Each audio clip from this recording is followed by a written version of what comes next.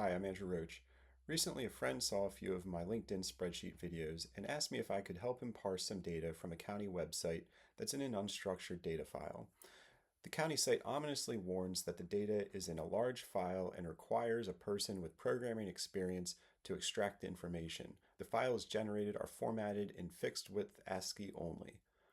Well, let's see about that. Challenge accepted. So the files they provide are in the DAT format or data format, and so we need to figure out how to open this. And so the default tries to open it with a media player, but I want to open it with a text editor. And when I open it, there's a whole bunch of data, and I need to save it into a format that I can import into my spreadsheet. So I'm going to create a new file, copy all my data, and paste it into the new file, and save it as a text file.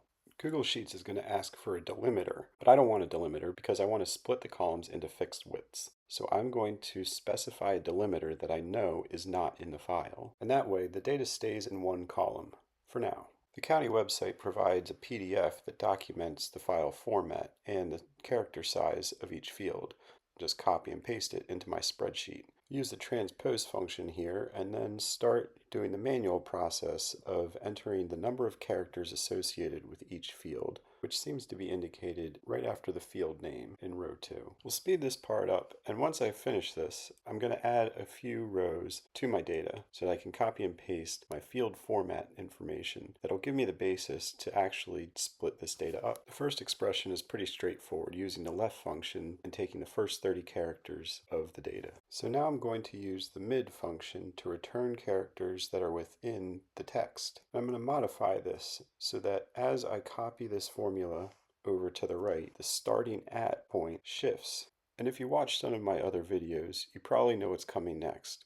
We're going to make this an array formula, so we don't have to copy the formula down 30,000 rows.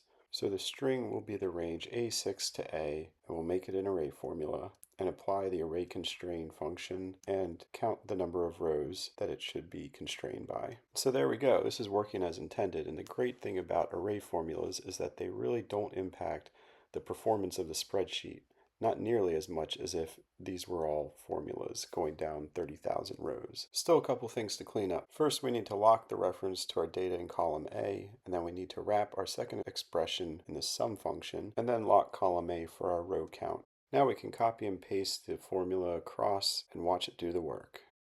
If you have a spreadsheet question or need some help analyzing data, feel free to reach out. I love a good challenge.